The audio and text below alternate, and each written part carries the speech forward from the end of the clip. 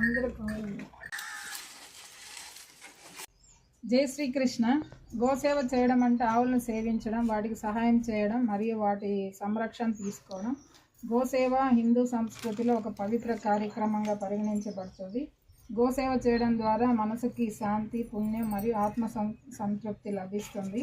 కాబట్టి మనము గోసేవ చేసే దానివల్ల శ్రీకృష్ణుడితో మనము సేవ చేసినట్లే అవుతుంది. కాబట్టి కృష్ణ సేవ దృక్పథంతో మనము గోసేవ కూడా చేయాల్సి వస్తుంది. భగవానుడు అన్ని ప్రాణుల పట్ల కరుణ, దయ చూపించమని చెప్తారు. కాబట్టి అటు ప్రతి జంతువులో కానీ మనుషులో కానీ అందరిలో కూడా మనము కరుణ చూపించి వాటి యందు దయ చూపించవలసిందిగా కోరుచున్నాము. గావం సుపూజితాః పుణ్యః గావం సుపూజితాః శివాః గావం సుపూజితాః సర్వం గావం సుపూజితాః ప్రదిశంతిచః. సో ఆవులు పూజింపబడినట్లయితే పుణ్యం లభిస్తుంది. ఆవులు పూజింపబడినట్లయితే శివుడు ప్రసన్నుడవుతారు. ఆవులు పూజింపబడినట్లయితే అన్నిటినీ ఇస్తాయి.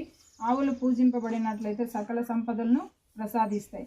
కాబట్టి మనం గోమాతకు సేవ చేయడం అనేది చాలా ఉత్తమమైనది, పవిత్రమైనది.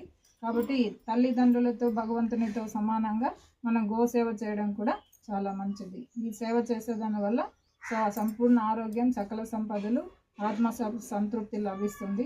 కాబట్టి ప్రతి ఒక్కరికి నేను మనవి చేయడం ఏమనగా గోసేవను మనము పూజ చేస్తూ సంరక్షించాలని కోరుకుంటున్నాను. జై శ్రీకృష్ణ.